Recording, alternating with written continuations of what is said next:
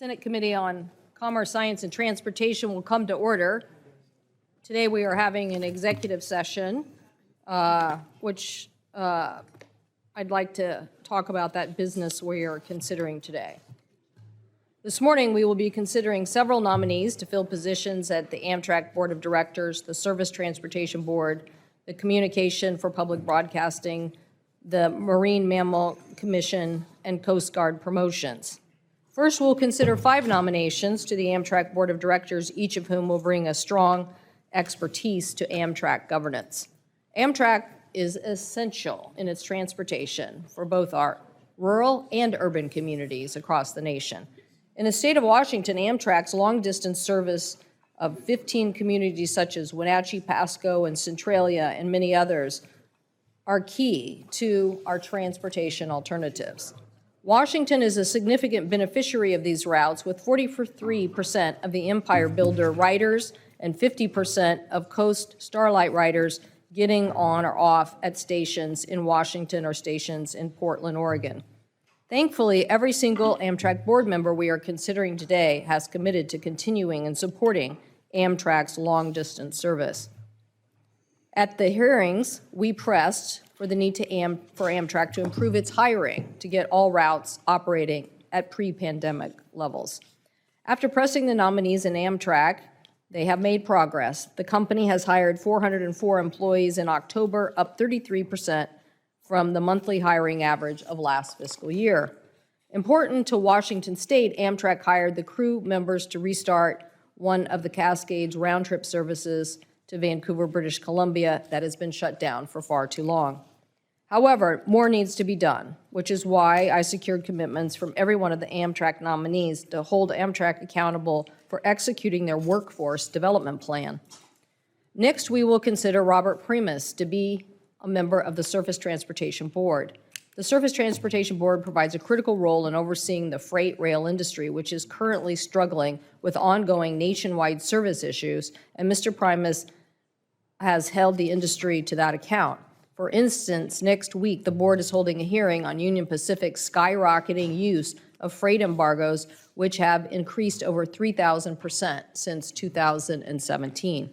This practice of rejecting rail shipments because their networks are too congested, in part due to workforce shortages, deserves close and continued scrutiny. I am supporting Mr. Primus because I am confident he will continue to work to ensure the United States has a rail network that is able to efficiently move our nation's goods. Next, we will consider Ruby D. Calvert and Diane Kaplan to be members of the Board of Directors of the Corporation for Public Broadcasting. Ms. Calvert, first appointed in 2018, currently serves as the vice chair of the Corporation for Public Broadcasting Board, and she previously served as the general manager for the Wyoming Public Broadcast Service, a member of the National Public Broadcasting Service Board, and a member of the Board of Directors of America's Public television stations. Ms. Kaplan formerly served as President and CEO of Rasmussen Foundation and CEO of Alaska's Public Radio Network. Ms. Calvert and Ms. Kaplan will work with their fellow board members to further Consumer for Public Broadcasting mission and providing universal access to commercial high-quality content on our airwaves. We will also be considering the nomination of Dr. Susan Ward, Dr. Andrew Reed to be commissioners of the Marine Mammal Commission. Dr. Reed is a professor of marine biology at Duke and director of Duke's Marine Laboratory, and he is a leading scientist who has studied marine mammals, seabirds, and sea turtles and has published more than 200 peer-reviewed publications. Dr. Moore is a research scientist based in Seattle, currently serving on the Marine Mammal Commission's Committee of Scientific Advisors. As an affiliate professor for the Department of Biology at the University of Washington, Dr. Moore has 40 years of research experience on whales in the Pacific waters and the Arctic. She has spent 20 of those years serving in various positions at NOAA and previously served on the working group of the International Whaling Commission. It is clear the Commission will greatly benefit from both Dr. Reed's and Dr. Moore's years of experience and work to conserve the world's marine mammal population. Finally, we will be considering 288 Coast Guard promotions. These Coast Guard Commanders, captains, rear admirals will fill important posts across the Coast Guard. I want to recognize two of our former fellows, soon-to-be commanders, Michelle Rosenberg and Eric Vryland.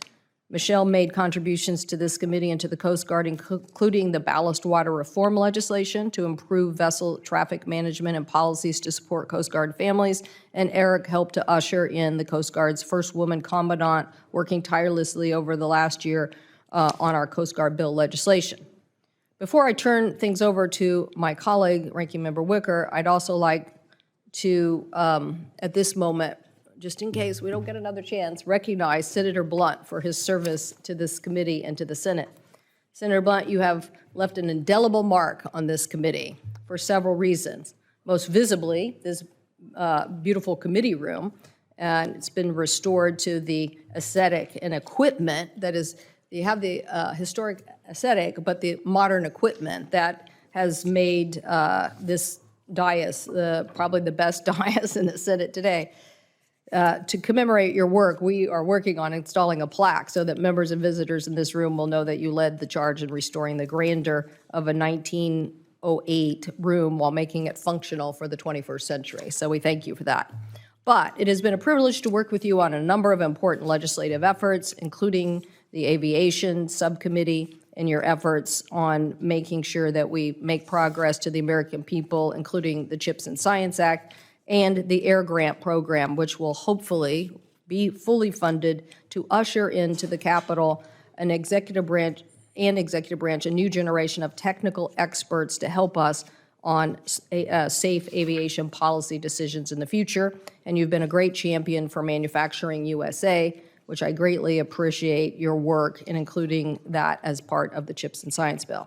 So now I'd like to turn it over to Ranking Member Wicker, who I have to say, I'm very sad to say that you are moving over to the Armed Services Committee. I'm very proud of what we have accomplished together for our nation, and including aviation safety legislation, the COVID-19 package for transportation workers, and important must-pass legislations during the pandemic to prevent fraud scams. The Surface Transportation Investment Act, which was a major, major accomplishment by this committee, the bipartisan infrastructure bill, and many of the major issues for Amtrak. I know you'll remain a member of this committee, and you and I will remain committed to getting a Gulf service, rail service that will finally return this service to an important part of your community. It was no small feat to pass the Pipes Act of 2020 to improve the safety of natural gas pipelines across this country, and I'm very, very proud you and I worked together on the CHIPS and Science Bill.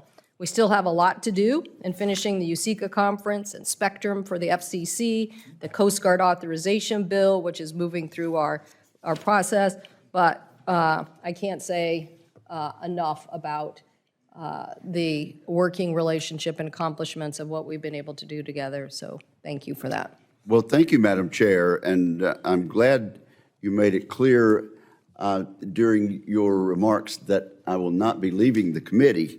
I'll simply be leaving the ranking